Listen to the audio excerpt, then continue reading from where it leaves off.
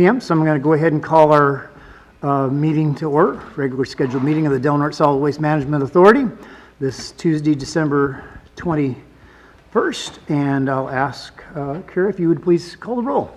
Commissioner Tompkins? Here. Commissioner Starkey? Here. Commissioner Greeno? Here. Chair Enscore? I'm here. If you are so obliged to stand with us for the Pledge of Allegiance. Ready and begin. I pledge allegiance to the flag of the United States of America and to the republic for which it stands, one nation, under God, indivisible, with liberty and justice for all. Thank you. We're going to enter into a time of general public comment. Any member of the public can address the Solid Waste Management Authority on any matter on or off our agenda, and we will provide you 3 minutes. If there is any public comment, just come on up here to the microphone. All right, seeing none, we'll close public comment. We'll move on into our open session items. On consent, we have the minutes from the 16th of November, the director's vacation request, and a budget transfer in the amount of $22,583. Any discussion or desire to pull any of the items from consent? I'll motion to approve the consent agenda items. I have a motion. Do I have a second? Second. I have a motion and a second. Any public comment on anything on consent? All right, we'll close public comment then, and we'll bring it back here. Would you please pull the vote? I do need to note on the budget transfer that the line item that on the previously published agenda was incorrect, and we are transferring money into line item 20229. It was just a numerical. All right. Kara, if you would please, for the record, make note of that distinction. All right. Go ahead and pull the vote, please. Commissioner Tompkins? Yes. Commissioner Starkey? Yes. Commissioner Greeno? Yes. Chair Enscore? Yes. Very good. We'll move on into the director's report. And Director Ward, if you want to go ahead and jump in there. Yes, thank you very much. Welcome to Commissioners on the last meeting of 2021. Happy solstice. So reviewing items that are on the agenda that otherwise won't be discussed. Thanks for approving the budget transfer. That was related to the HD 33 grant. We're just repopulating those grant lines. I'll give somewhat of a report of SB 1383 compliance now, and partly in a PowerPoint I'll give later. But Commissioner Short specifically asked that I highlight this at today's meeting, and I just like to emphasize we are continuing to work with the county to try to develop plans for SB 1383 implementation, and specifically our contractor Mary Pitto has been working with the county's Randy Hooper to try to make some of those decisions and develop some of those plans. Particularly in the coming year, what we'll be looking at almost certainly is some expansion or support and promotion of the food rescue program, as that is a program that is required statewide, and even though we are applying for a rural exemption, that food rescue program is still a requirement for Del Norte County, and so we'll be working on trying to develop that and expand that in the coming year. But as this agency is responsible for solid waste and recycling and composting, and we'll try to facilitate that, there are many requirements under SB 1383 that are beyond the capacities, powers of this agency. And so, for instance, we don't ever tell the Parks Department how much compost they're to buy or where to deploy it. That won't ever happen. And so we can't be in the driver's seat of that. Similarly, when it comes to food rescue, while we very much want to support the expansion of these programs, when we receive food at the Del Norte County Transfer Station and our solid waste facilities, that food is no longer edible and not something that we would recover for a food rescue operation. A food rescue operation really looks at places where they have surplus food and then tries to manage that in a way that they're monitoring the temperature and time and things like that so that it remains healthy, good food for people. But that's not what we do. So it entails an entirely different set of skills, different set of equipment, and although it is related to this agency's responsibilities as it is on our organics diversion program, Food rescue is not a discard management program. So we'll be working with the county on trying to decide what is the best place to support a food rescue program and how can we best support it. But again, I emphasize that's not what this agency does. We're not a social services agency. The only food we give away are doggy treats and little lollipops to our customers who ask for them. And those are not rescued commodities. So we'll continue to work with the county as we're trying to make these decisions, but I have sympathies for the county and all the other agencies because they're being asked to do something they haven't done before. And so these decisions are challenging. And so we'll try to do the best we can to support the county as they make these hard decisions. Can I ask questions at your end, or would you like me to ask them now? If it's on 1383, let's Yeah, deal with it now. 1383. So by the first of the year, right, we have to start addressing the Tier 1 food rescue. Have you identified the Tier 1s? We have. The County Department of Environmental Health has identified the Tier 1 food generators as essentially the major grocery stores, Walmart, Safeway, and Grocery Outlet. The only Tier 2 generator is the the Del Norte Unified School District. And Tier 2 doesn't happen until 2024. But for instance, my understanding is the food rescue operations are not currently working with Walmart, for example. So there's building to be definitely work done. to be done. But Right. I just kind of want to just make sure, though, because Walmart's the only one in the county. So you keep saying the county, the county. So where does the city come in to make sure the compliance in that for Safeway and Grocery Outlet? An excellent question, and I'll be working with this. The city I'll be working with to submit a similar rural exemption, although I've confirmed with Cal Recycle they do not need to adopt a separate resolution. The resolution that allows the Solid Waste Authority in Del Norte County to be under this rural exemption is essentially affirming that our county population is under 70,000. So Crescent City is included in that. They don't need to go through a separate approval process of such a resolution, but it may be that City Manager Eric Weir needs to sign the application, but we're going to submit that, working with the city on their Okay, behalf. because I just want them included in this as well, because as much as I understand it, that the county is a major player in this, I'm hoping that we develop an MOU that incorporates all the entities to make sure that everybody is doing their fair share, because this is a big ask. This is a heavy lift. It is, and we've already started working with Mr. Hooper on trying to develop such an MOU based on a MOU that was developed for Sonoma County. But as a point of education, each joint powers authority with responsibility for solid waste and recycling is organized slightly differently.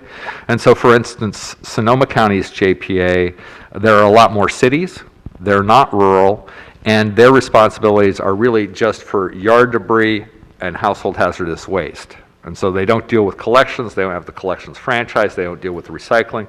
And so the MOU that we're springboarding off of is from a very different JPA, and we'll have to adapt it to our particular circumstance. But I totally agree with you that we should clarify exactly who's responsible for what aspects of the program to make sure that we're all taking care of the programs that we're responsible for. Right. And since this is a brand-new kind of ask that are, huge ask, we're all going to have to be adaptable. We're all going to have to maybe look outside what we think our parameters are, and kind of adjust that way too. So while this JPA may not be that, we may have to modify ourselves a little bit to become something that can address this huge undertaking. I agree generally, but I think that it's let's just say this JPA was formed in 1992 to address a variety of problems the city and the county were facing with regards to a law that was passed recently at that point, which was AB 939, which required everybody to cut their waste in half from what it was in 1990. And so they also had the landfill they needed to close. So this agency was formed in that circumstance. And at that time, this agency was able to try to address all of the problems that were immediately in front of the county. Unfortunately, and so it's natural that they would look to us to say, well, this is also a solid waste and recycling and composting thing, so this is also yours, right? And unfortunately, the answer is no, because we can't, this involves many things that this agency hasn't done and probably won't ever do, because we do not dictate the budgets for other departments. And so that's not a role that we can play at all. We can work with folks. We can say, all right, here's the requirements, here's the targets we're trying to meet.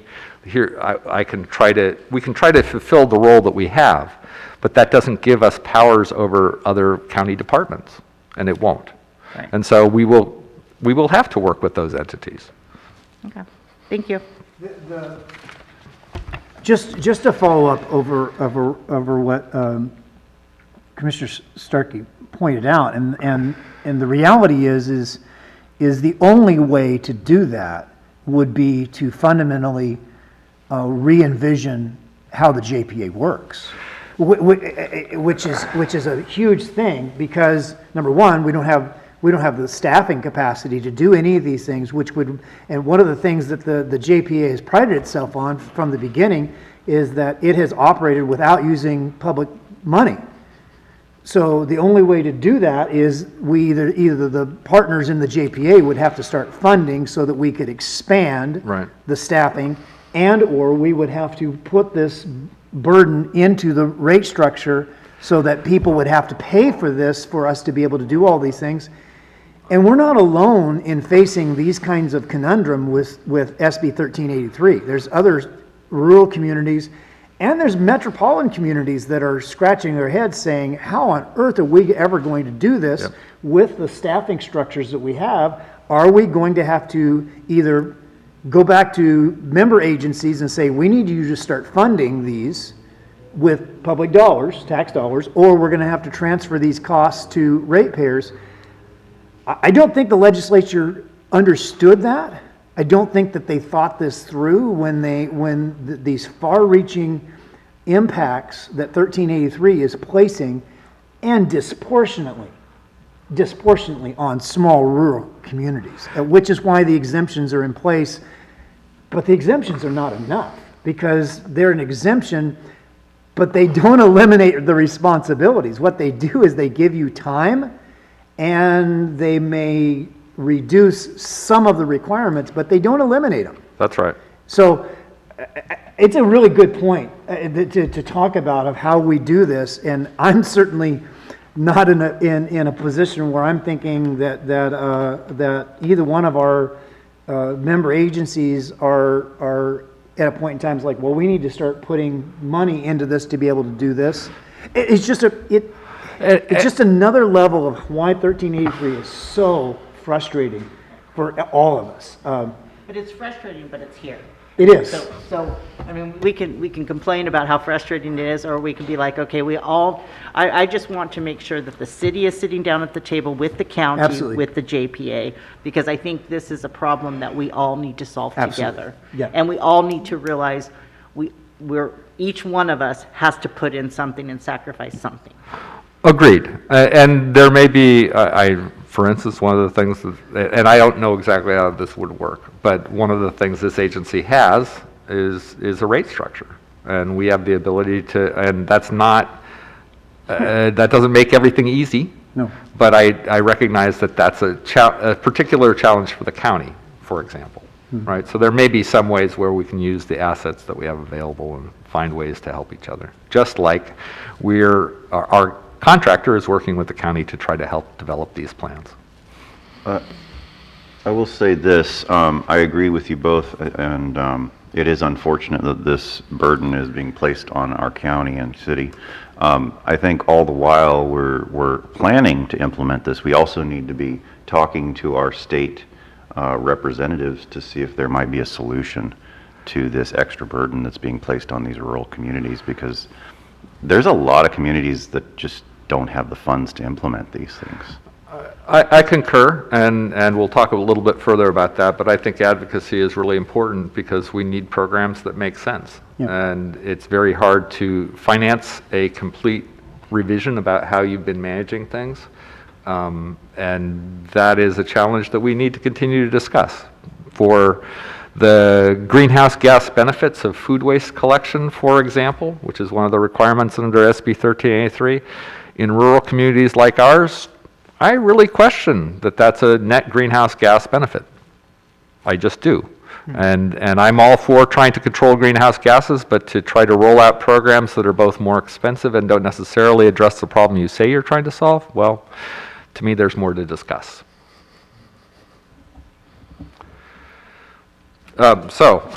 Moving on, the director's report, shall I? Unless there are further questions on SB 1383. No, good discussion. I really appreciate it.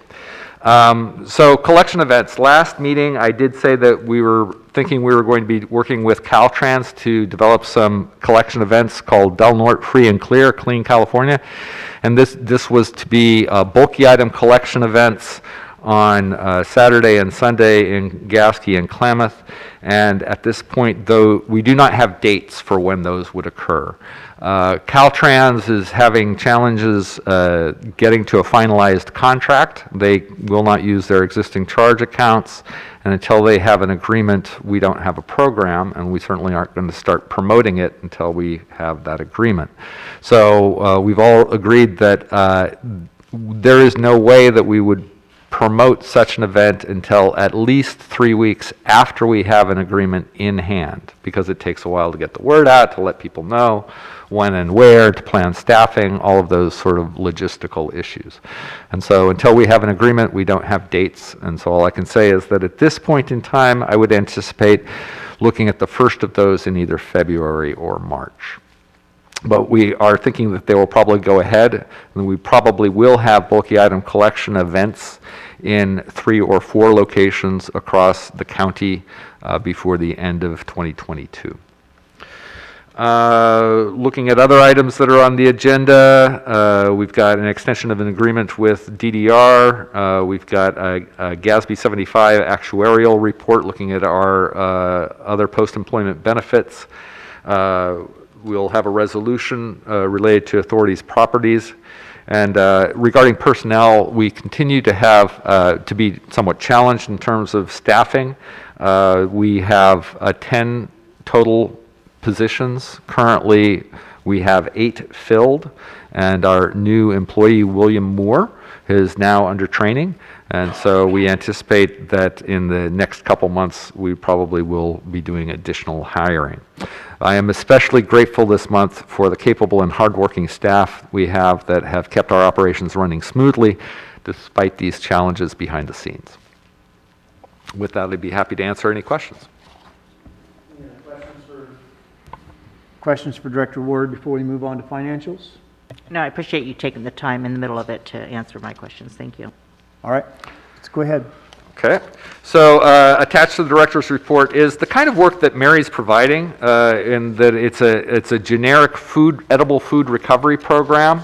And so this is the kind of stuff we're working with Randy to try to provide, and it's a spur to the discussion, but it definitely is grounded in the regulations and checks all the boxes in terms of what we have to do. But consequently, as you look at what you have to do, it becomes fairly daunting. So that's part of the discussion.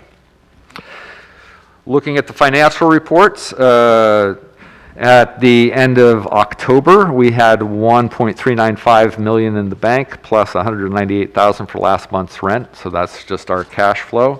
Looking at our AR report, once again, you'll see that most accounts are kept current by our administrative assistant, Kathy Brewer. She's doing a good job on that.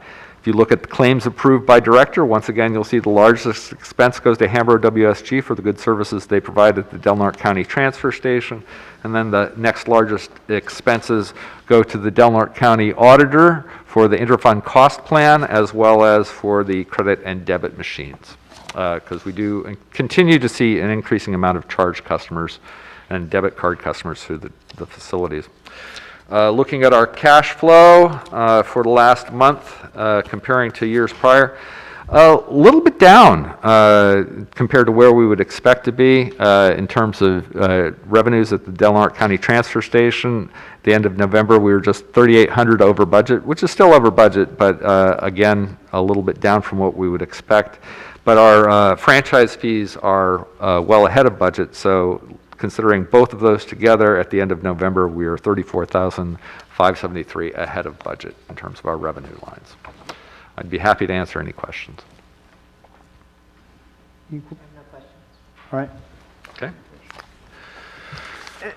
Just, and this may be a totally crazy concept, but with the numbers of people that are using cards to pay, is there a way to provide an opportunity for if we sold cards that had value associated with them that a person could use, if we created our own cash cards that a person could buy, they could come and pick them up, wherever we had a bit of areas where they could purchase, $100 worth of cash cards to be used only, that was specified to the transfer station. Could we save some of these percentages, or do you pay a percentage when you? That's an interesting question. The short of it is the credit and debit card charges are associated with each credit and debit card transaction. So, and So then it's a transaction anyway. it's just but it's per transaction. So if someone were to buy such a gift card, Yeah. with cash, for example, there wouldn't necessarily be a charge transaction on either side of that. So assuming the person that was given it would otherwise use a charge card, then yes, it would have a net reduction in those fees. But the question that I would have on that program is we generally don't sell services in advance, and we have restrictions on our ability to do that. So for instance, we are not allowed to carry a positive balance. If a charge customer, say, incurs $300 worth of charges in a month, and they say, well, I just don't want to bother with this, I'm going to be out of town, let me just give you $500 and give me a $200 credit. We can't do that.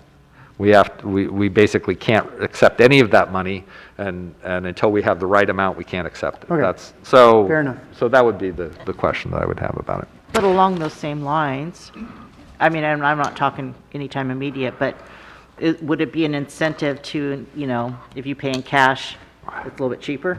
I mean, Well, you that could is incentivize. that is a question that is more geared to how the charge cards work.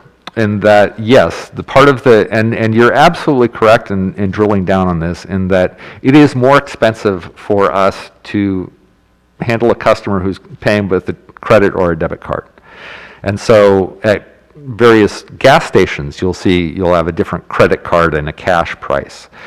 But we haven't done that, because essentially what that would require is we would have to have separate rates for every single material for a credit card and a cash price, and it would, I think, add more complications than it would help. Because we'd have one brush price in cash, one brush price in charge, one price for solid waste in cash, one price for charge. And we can't be the only agency facing this, right? This is nationwide. So I imagine that sometime in our future, we're going to see some push in legislature to have, those credit card fees reduced. I mean, I would think. I think it's a totally valid line of inquiry, and I'm willing to talk about how to do it, but I haven't figured out a way that we can address it very forthrightly. Well, I'm a little confused then, because I had always assumed that fee was put back onto the customer. No? It can't be, is the short of it, because say you both came in with $5 worth of brush. Commissioner Starkey paid with a card, you paid with cash. We made less money off Commissioner Starkey than we did off of you. But we can't charge different prices because we're a public agency. So we have to charge the same price to both entities. And it wouldn't be fair to the cash customer for them to have to pay the fee. That's... Yeah, I see the point. Anyway, so thank you for taking the time to understand our operations a little better. But the reality is, the cash customers are paying for that. Because that's, when we talk about all the revenue that comes in. That's right. The reality is our revenue is reduced, our bottom line is reduced because of the sheer volume of people, and it keeps going up. I mean, it's gone up every single year, the That's percentages. Going back to what Valerie said, without changing the rate structure of everything, and again, maybe, I'm just looking for any way to mitigate this. Couldn't you just have you get 3% off. You pay in cash today, we just take, it doesn't matter what you brought in, we don't care. We just know that if you use a card, it's going to cost us 3% more for every transaction. Right. So if you pay in cash, if your total today was $100, we're going to take 3% off. And if you're paying in cash, this is your price. I think in the long run, if we got more people who are paying cash, we would probably balance that out and maybe I don't know. I think it's like everything else. We've got to think outside the box because the world keeps changing around us. It doesn't ask for our permission, and it makes life more complicated, but that's, I think. Let me take some time between meetings and talk about with other colleagues about what they've done, and if there's any option that looks like it might be viable, I'll bring it back. Thank you. Does that sound all right? Appreciate it. Okay. And just a note, I know that there is, or at least there was a law against charging credit card customers more money than cash customers. I don't know what all the exceptions are to that. Is it how you phrase it, discount or for cash or how it is, but I know that there's also a law, so we can look at the status of that today. Okay. Thank you. And in general, public agencies just have less flexibility than private entities. Sure. So, but we all try to give the best rates we can for the ratepayers, so we'll do what we can. Okay. Anything else with financials? Any other questions? Okay, then with the commission's permission, I'd like to go ahead and move to item number 7 and let Dominic go ahead and do his presentation so he doesn't have to stay for the rest of the discussions unless he's just excited about all those other. I don't see the excitement in his eyes, so we're going to adjourn as the Solid Waste Management Authority and reconvene as the Abandoned Vehicle Abatement Service Authority and ask Dominic if he'd come and give us his report. And I think we're going to see a potential logo, so that's exciting.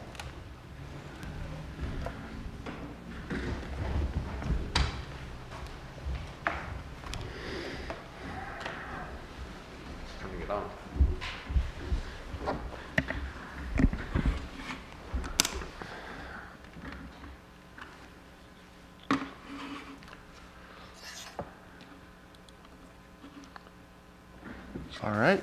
So a while back, Commissioner Tompkins requested a AVA presentation, so we have that put together today. And hopefully it explains everything well. The housekeeping notes here were from when we were doing Zoom stuff, so we'll just kind of pass on that. All right. Boing.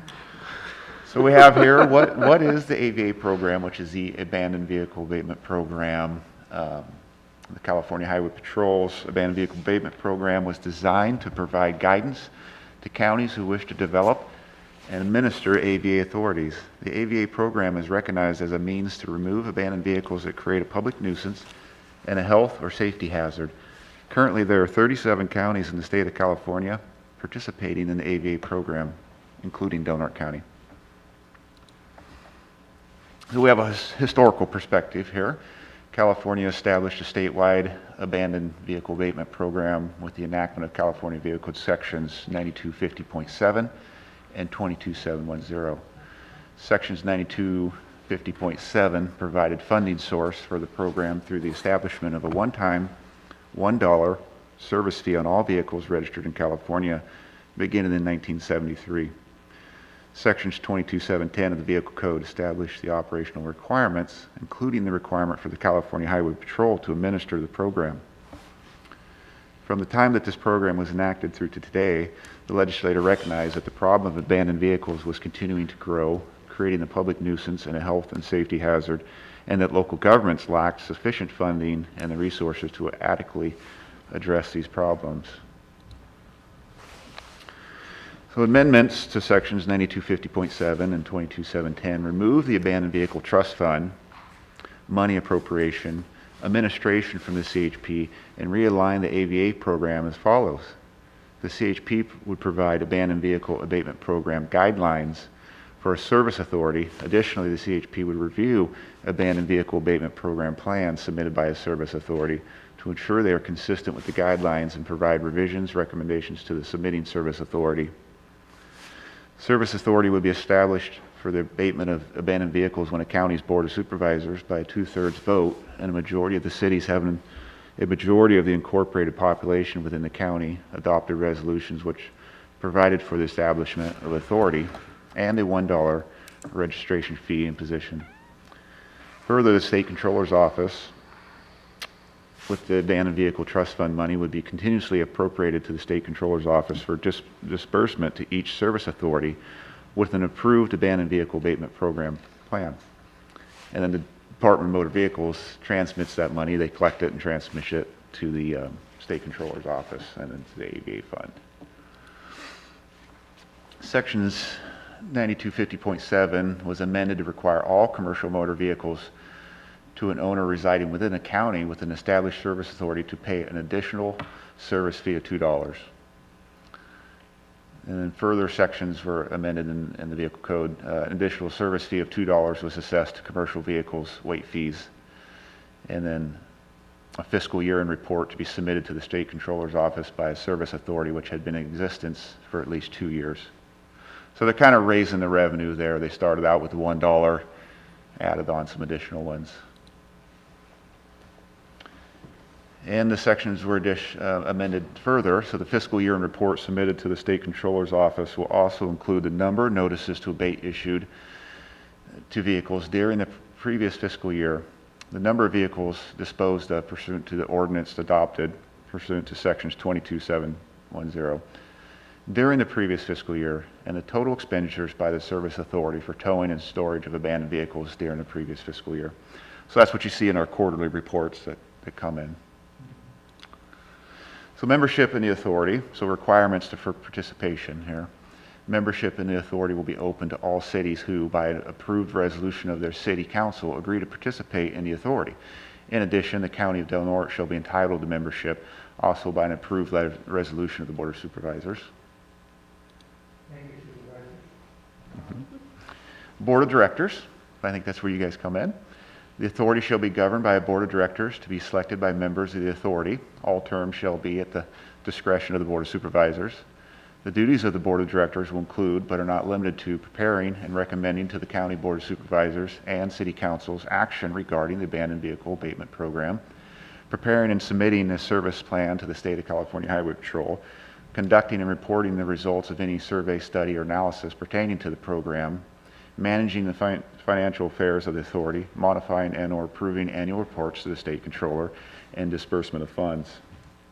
The authority's board of directors shall consist of a representative of each participating jurisdiction. The county representatives shall be appointed to the Board of Supervisors. City representatives appointed to the board shall be selected by a appointing authority. Powers and duties. Contracts and acts. So pursuant to section 22710, the vehicle code, the authority may contract and may undertake any act convenient or necessary to carry out any law relating to the authority. The authority shall be staffed with existing personnel of the city, county, or county transportation commission. Ordinances. Each member jurisdiction of the authority shall certify that their local ordinances comply with sections 22660 and 22661 of the vehicle code for the abatement, removal, and disposal as public nuisances of abandoned, wrecked, dismantled, or inoperative vehicles or parts thereof from private or public property. Additionally, local ordinances may include a system for the recovery of expended funds. Plan. An abandoned vehicle abatement plan and authority shall be implemented only with the approval of the County of Del Norte and a majority of the cities having a majority of the incorporated population. The plan shall be consistent with the guidelines prepared by the California Highway Patrol. And then restriction, the manner of exercising powers granted to the authority by this agreement shall be subject to the same restrictions as imposed upon the County of Del Norte in exercising similar powers. So public nuisance vehicles, we have some definitions here. Any vehicle that is abandoned, wrecked, dismantled, or an operative part thereof that is on public or private property not including highways, and creates a condition tending to reduce the value of the private property, promotes blight and deterioration, invites plundering, creates fire hazards, constitutes an attractive nuisance, endangering the health and safety of minors, harbors rodents and insects, or jeopardizes health, safety, and general welfare of the public, is a public nuisance. An abandoned vehicle is considered to be abandoned if it is left on a highway, public property, or private property in such an inoperable or neglected condition that the owner's intent to relinquish all further rights or interest in it may be reasonably concluded. In reaching a reasonable conclusion, one must consider the amount of time the vehicle has not been moved, its condition, statements from the owner, and witnesses. A dismantled vehicle, any vehicle which is partly or wholly dismantled. And the definition of the vehicle code, or vehicle in the vehicle code, is a device by which any person or property may be propelled, moved, or drawn upon a highway, excepting a device moved exclusively by human power or used exclusively upon stationary rails or tracks. And then the definition of a highway, a way or place or whatever nature publicly maintained and open to the use of public for purposes of vehicle travel. Highway includes streets. And then here are the difference, with the AVA, we primarily tow off of public property, but we can tow off of private property, so I included the definitions here. The term is commonly used as designation of those things which are considered owned by the public, the state, or community, and not restricted to dominion over a private person. It may also apply to any property owned by the state, nation, or municipality. So that's for public property. And then the private property one, mainly here, the guideline for me, the vehicle is located upon a parcel zoned for agricultural use or not improved with a residential structure containing one or more dwelling units. So that is what we measure when we tow off a private property. So I'm not going to go to an apartment complex, use AVA funds to facilitate them cleaning up their property, but agricultural use or a place that's never been developed, a car gets often abandoned there. So we see that in our rural community. So the AVA funds have stepped over to help out in those situations. This is just a definition of who has the authority to tow. So code enforcement officers are included in that, as well as peace officers and whatnot. So they have the authority to go out and tow vehicles. And then circumstances permitting removal. So the AVA program has a limited window of where I can use those funds. There's other lawful abilities to tow cars outside of the AVA that I can use public nuisance funds that are granted through the county's, the board's budget, but AVA funds are dealt with a little different. So this kind of covers that. Section 2261K states that when any vehicle is left or parked or standing upon a highway for 72 hours or more hours in violation, a local ordinance authorizing its removal, it may be removed. However, Section 2261K BC cannot be used as a basis for the vehicle abatement if a code enforcement officer wishes to abate the vehicle as abandoned when in violation of Section 2261K BC. The vehicle must be cited and issued a 10-day notice of intention to abate and remove the vehicle. So recently the county board has adopted a 72-hour notice, move it or lose it. So after 72 hours, I got to use the county's funds to tow that vehicle. And the same with, I believe, the city. But if we post it, 10-day notice, then the AVA funds are appropriate for that use. And a lot of times I get frustration because people don't understand that, like, why is that vehicle sitting there for 10 days? And it's a funding matter. Sections 22669D VC allows for the immediate removal of a vehicle which is lacking an engine, transmission, wheels, tires, doors, windshields, or any other part or equipment necessary to operate safely upon a highway and has been declared a hazard to public health, safety, and welfare by a peace officer or designated employee of the state, city, or county. So I like it when I find those ones because I can pull them on the spot. You're not tempted to like knock a mirror off or something? Yeah, the worse they are, the better. And then we have priorities of abatement. 22667 required that when the CHP established procedures for abatement of abandoned vehicles, the CHP will give priority for the abatement and removal of abandoned vehicles from states, highways, public lands, and parks, and from river and wildlife areas. So we'll see this too, an amount, depending on my funding balance, how much money I have available. Cars that are off the beaten path are going to sit if I don't have any money. Otherwise, something that's on Parkway is going to get towed sooner, something that's on Northcrest is going to get towed real quick. And that's where that thought process and them guidelines come from. And that concludes the slideshow. If you guys have any questions, I'll be happy to answer them.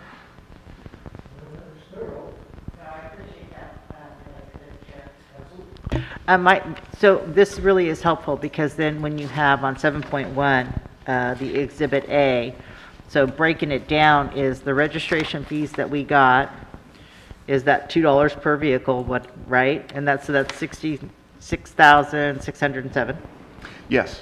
And then you're saying that in this first quarter, we've towed $1,900, so 21 tows, and that totaled $1,900. It So seems the- like a pretty good deal. The 22 tow, or 21 tows, it was $4,782.50. Okay. And so, but to dispose of them and dismantle them, you still have to pay that too? Yeah, so we broke it down. The towing cost was the $1,970, and the actual disposal, dismantling is the $2,812. Okay, and then how do you dismantle, I mean, where do you take, like, I know in Sonoma County, they've got junk yards. What do we do with them here? So our tow provider that we're contracted with, he sends them on to a dismantler from there. So that's the cars. RVs, trailers with a boat on it, those are all garbage. There's no recyclable value in it. And we currently take them to Curry Transfer or locally here, depending if they have an engine or not. Okay, great. No, that was such a helpful, that really explained everything, so thank you for that, Dominic. Dominic, you're it for staff, right? Currently, next week, we will be adding on an additional code enforcement officer. Oh, wow, that's good news. Yeah. It's, Yeah,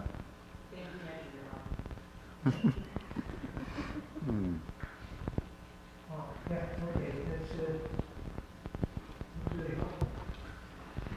I've never had the red tag, get one of my vehicles red tag, yeah, let's hope it stays that way. I can come by. No. And then do we have any questions with the quarterly report? No, we just covered that. And you have, looks like you still have plenty of funds to keep working, Yes, going forward? we've been doing good. We are looking at potentially towing quite a few cars down from Klamath, so that'll whittle that down a little bit. And we've had a few RVs pop up, but even without, pending work, we're still sitting strong with our budget. Good. Thank you. All right, I guess we'll receive and file the report. Now are you wanting us to pick one of these color palettes of this logo? Is that when we have two options? We have the blue and yellow and the yellow and blue. I didn't know you put together different colors. Well, as we were drafting these and preparing to present them for the board agenda, we wanted to give you a choice. And so Kira's made some I color like the one change with yellow and suggestions. blue. Yellow on the outside, blue on the inside? No, I just like the one with yellow and blue. Okay? Personally, I like the one with the yellow on the outside and the blue on the inside. Okay. That would be my choice, but I did not, I'm not. I'm completely indifferent, so it does not matter to me. Valerie agrees with me. I think, I usually exude a lot of indifference, so. Commissioners. I think the one with the yellow on the outside looks classy. Looks nice. I like the yellow one. there we Kira go. wins then, that's official. Okay. Feel free to use that beautiful logo as appropriate. All right, well, thank you. I'll consider that approval of the logo with the yellow on the outside and the blue on the inside, and it may appear either in color or black and white depending upon the application, but now Dominic can have some official-looking I like business it. cards, There we go. some letterhead, Now we just gotta get him a star with that logo in the center. right? Maybe a name tag? Yeah. T-shirts made. Okay, anything else for us, Dominic? Well, Thank you that's then, it. appreciate it. Thank you. We will stand adjourned as the Abandoned Vehicle Abatement Authority and return to the Solid Waste Management Authority, and we'll move on into General Solid Waste Authority matters and begin with 6.1, the amendment number 1 to the agreement with DDR. Yes, so DDR Cleaning and Hauling and the primary proprietor, Dave Mason, has been a useful partner both in doing the Forest Service cleanups and cleanups, say, associated with the Crescent City Cemetery. But essentially, he's played an excellent role in helping us with any cleanup activity that we need. We can basically give him a call, give him directions, and know that it'll be done right. So it's a good relationship. We'd like to continue it.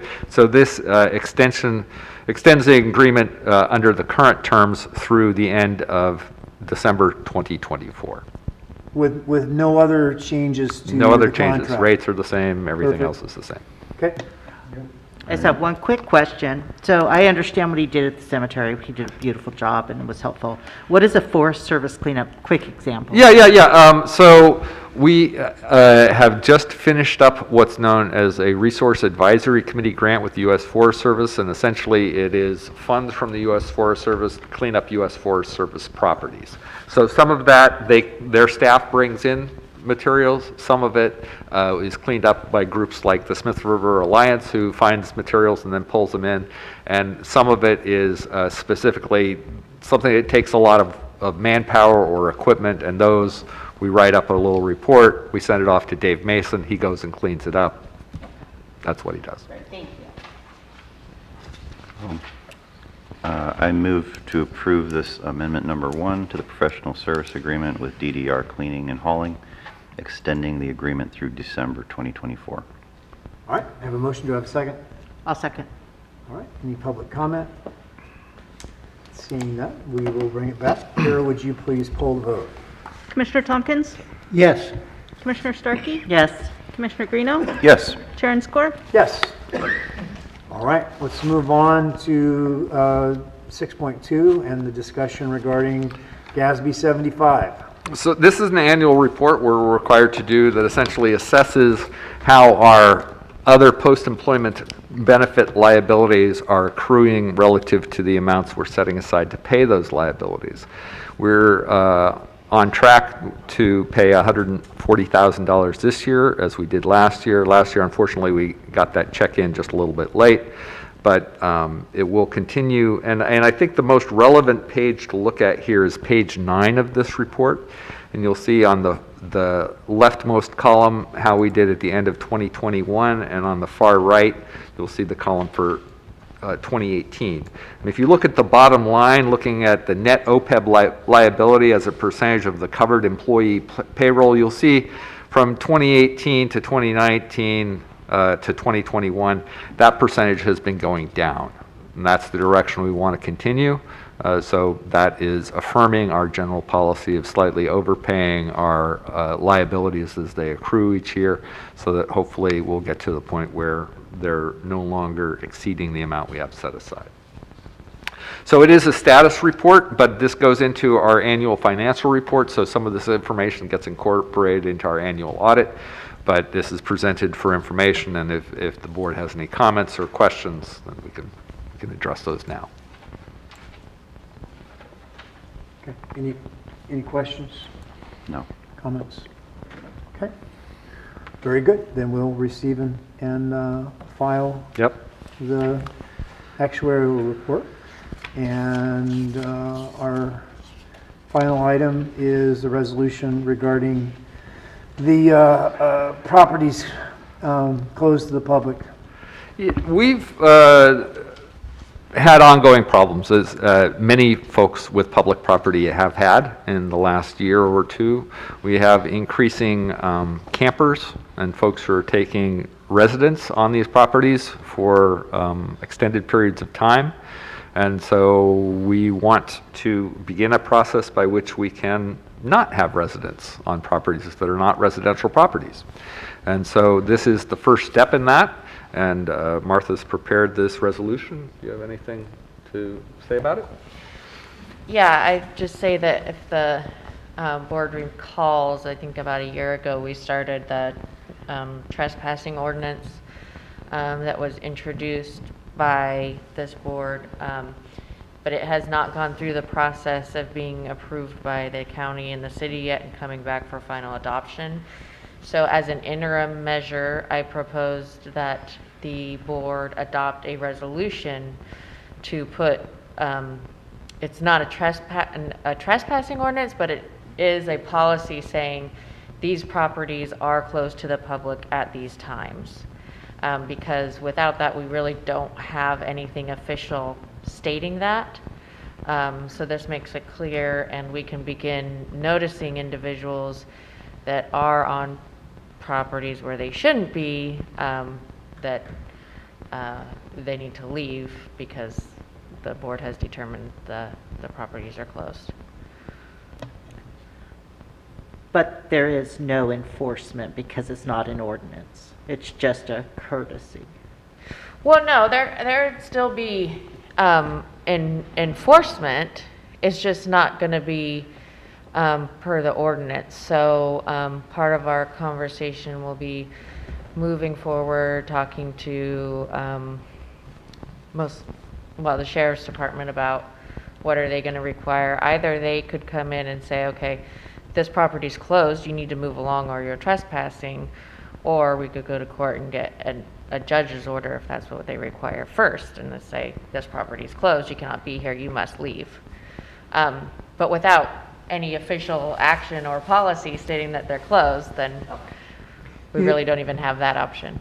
So is there a difference? I know, for instance, my church has had to take some steps similar to this to try and make it so that the police, when they needed to, could roust, somebody that's trespassing and sleeping and trashing. So it didn't require an ordinance, it didn't require, legal steps. We just had to let the sheriff and the police know that this was going on and I believe we had to put up signs. That was about it. So what's the difference here? Well, private property and public property are treated differently. So yes, for trespassing, if you notify them and you let the authorities know that you want anyone or particular people or under circumstances trespassed, then they can enforce that for you for up to a period of 1 year. The public property is a little bit different because the public is the owner. So unless we have something official stating that this property is closed to the public, at certain times, et cetera, whatever other conditions, then it's sort of assumed to be open because it's public property. So this is kind of like that letter or authority that you gave as a private property owner to law enforcement. So if I'm understanding this, then solid waste management authority property is public. Is that correct? Yeah. Okay. Correct. And this is an interim process, and the reason that it's an interim process is that with our frequent offenders, this resolution basically provides an opportunity for there to be limited enforcement in asking somebody to leave, but it doesn't provide the ability to fine or charge somebody, which is why we need to keep moving towards getting the other. But at this point in time, because we have people who are taking up residence on our property, we at least need something on the books that allows the sheriff's department to go out there and say, you need to move along. Yeah. Now, we can't fine them, and we can't arrest them, but now, depending on how they respond to the sheriff's request, but I appreciate Correct. I appreciate you coming up with another process for us to work through while we work through the bigger process, because I think it's really important to. This is a similar problem to what the city has been having. Yeah. Is that correct? Pretty much the same kind of issues? Yes, well, it's different, but it's similar in ultimately you want to be able to codify it and so that you have some penalties associated with violating this. But in the interim, to be able to give law enforcement the ability and something that is adopted by us by resolution, that they can go ask these people to move on and to provide signage, like you said. So appreciate it very much. Mr. Ward, Ms. Rice. It's good work here. Great.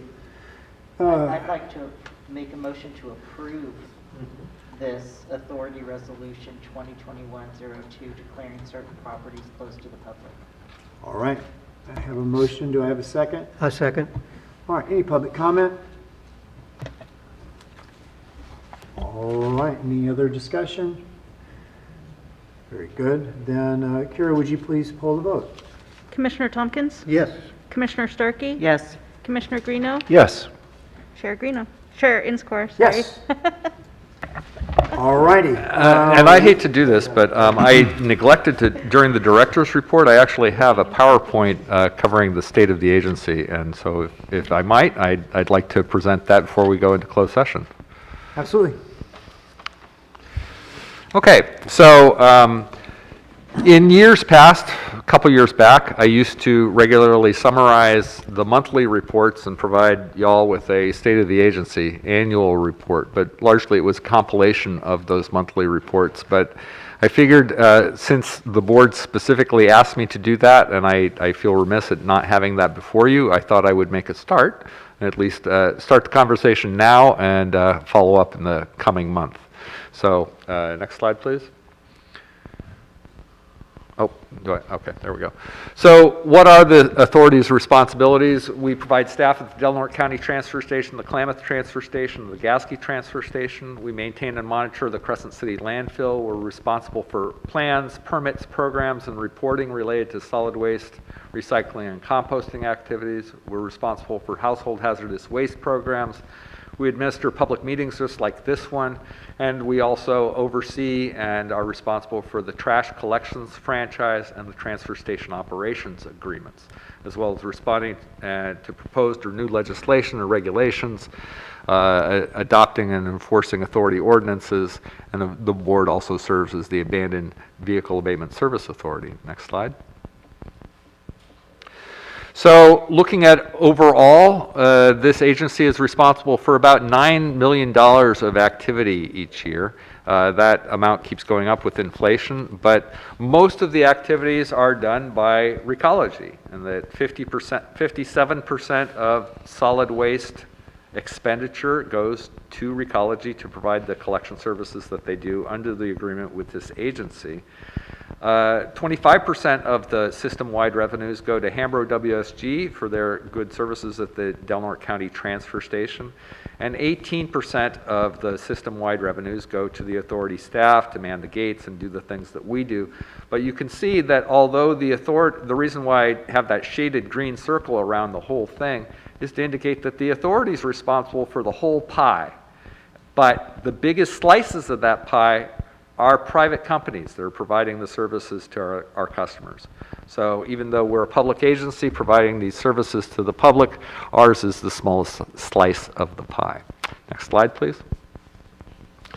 So looking at how we're doing, to me, this is ultimately the grand scorecard, because how well do our services and our fees compare to our adjacent communities is ultimately one of the best measures. And right now, there is a slight lower price per ton in Humboldt County. That's the first time that's happened in some years, but it's not very large, but they're about 5% less than we are. And most of our other rates are very competitive or lower.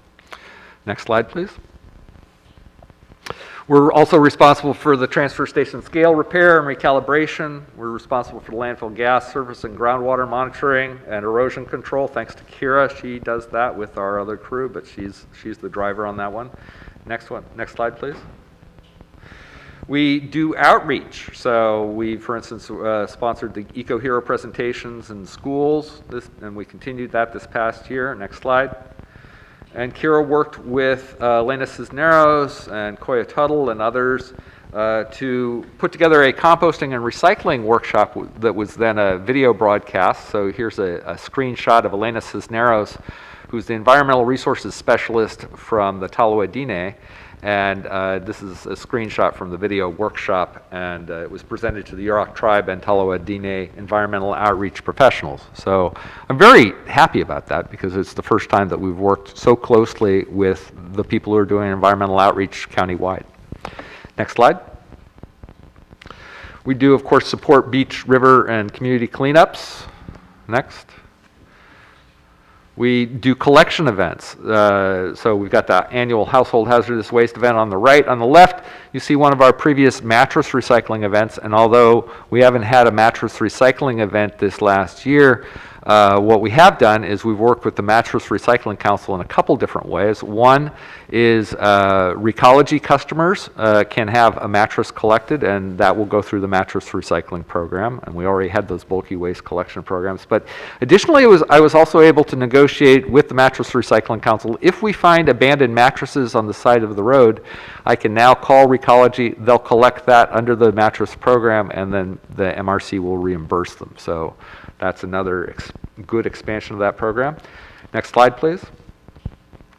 So looking at SB 1383, this is some of the stuff that's just over the horizon. So next year we'll be looking at establishing an edible food recovery program. We'll be doing education and outreach, possibly related to backyard composting and carbon farming.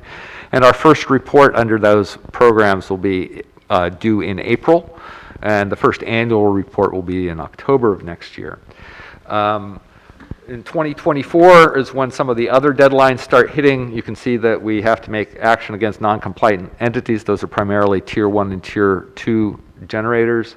We have to start planning for the organics waste recycling capacity that we need to develop, and then start looking at the potential for collections. And again, I'll emphasize at this point in time, we will be required to do this, but that date is not yet here. Next slide, please.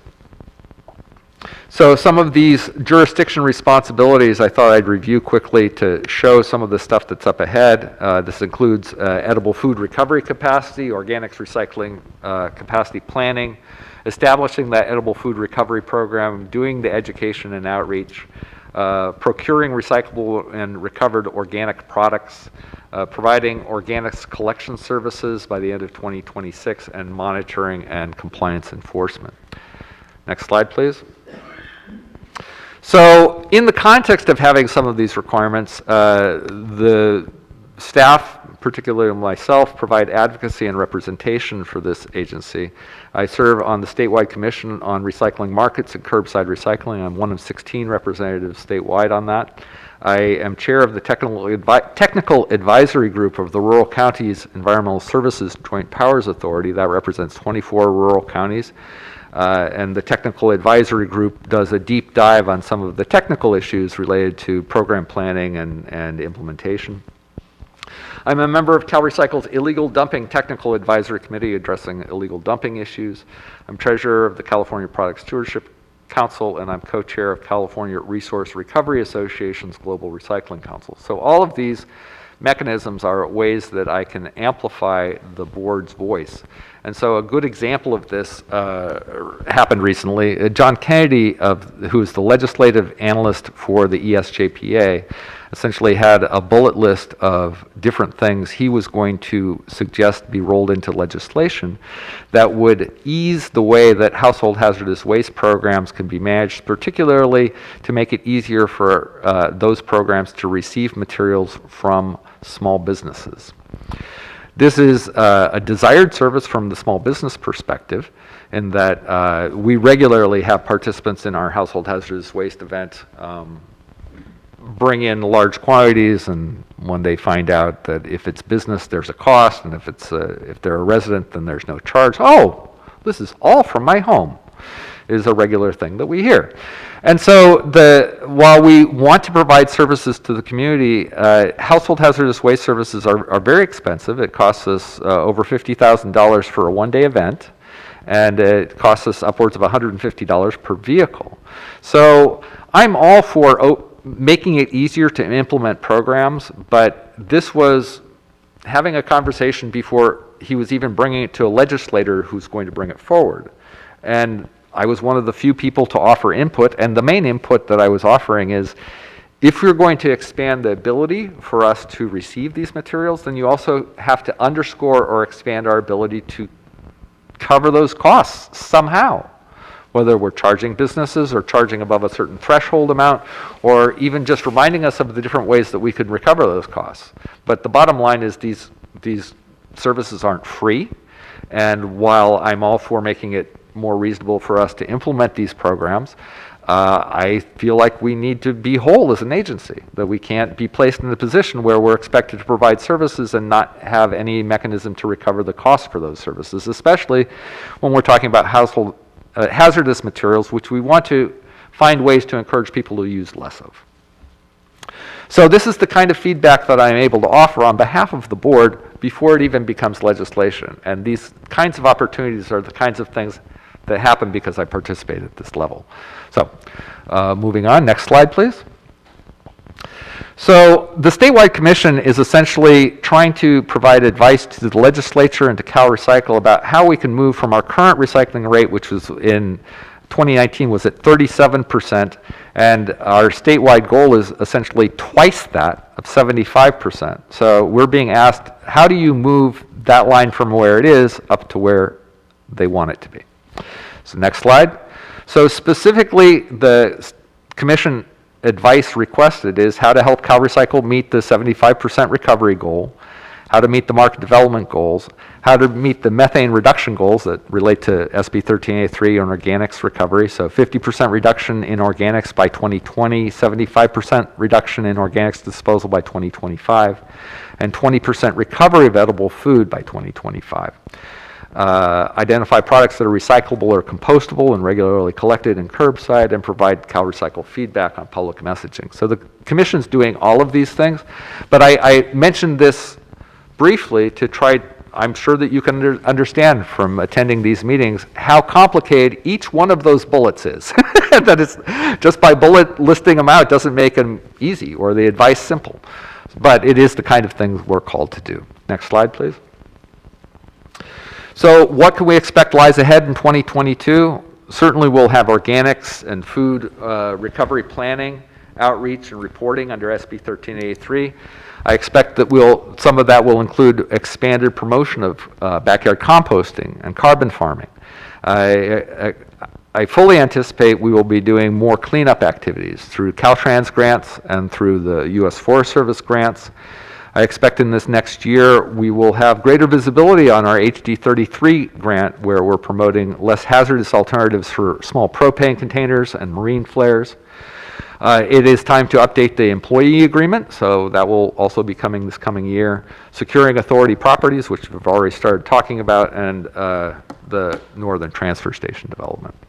So those are some of the activities that are on the plate, and with that, I'd be happy to answer any questions, but this is a preliminary, I'm sorry, I do have 2 more slides related to SB 1383 to underscore that these are not solely the responsibilities of this agency. So this is a slide from CalRecycle emphasizing that the City Council and the Board of Supervisors are really in the primary decision-making roles about how each of those entities that are on this slide are going to be addressing each of their respective responsibilities. Solid Waste has a part of this, but we only have a part. Next slide, please. And then looking at edible food recovery, this is really what we can expect to see expanded in the coming year, in that food rescue is a program that is going to be required statewide, regardless of rural or urban status. And I'm very grateful that the Donato Food Council has already started a food rescue program, and I anticipate that that is what we will want to build upon. But it is an ongoing discussion with the county and the city partners as well. With that, I'd be happy to answer any questions. Director, in your roles on these various boards, has there, in relation to 1383, been any discussion at the state level about finding ways, for instance, with the vehicle abatement program, they found a way to finance it at the state level through registrations. Has there been any discussion about finding ways to do the same thing with this program? The short answer is there are limited funds available in the next couple years that we could apply for to try to build up some of this infrastructure. But in the long term, no. this is one of those areas that doesn't have funding. In terms of CalRecycle and their funding of activities, there are a few pools of resources. There's pools of resources related to oil management, related to management of bottles and cans, and then they have specific grant programs targeting tires. But when it comes to organics, food waste recovery, there isn't really a regular source of funds for those things. And so this creates many problems. One, where do you come up with the money? Two, once you have everybody in the state trying to recover compost, what happens to your compost markets? And coupled with that, you have these procurement requirements in which essentially local governments have been called to procure specific amounts of compost and mulch products, and yet some of those procurements compete with existing markets. So for instance, in Southern California, you're seeing some situations in which local governments are going into bidding wars to try to secure procured compost, but that compost already has a market, so the price is going up. So a lot of these complications are kind of hitting the road.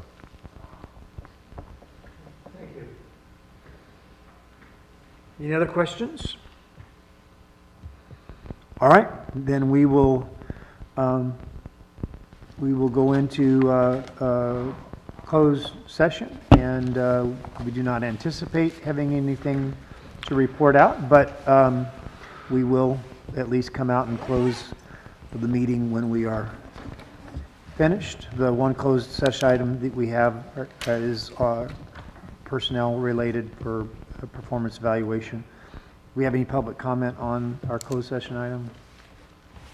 All right, we'll go to closed session. I We suppose actually have another. we have two I'm sorry, closed session and- items. Do you and- want me to call Mr. Mello back? We probably don't. Regarding the we probably potential don't need him. litigation. Yeah. I think we can proceed without him. Okay, so we have two items, I apologize. All right, thank you, let's go to closed session.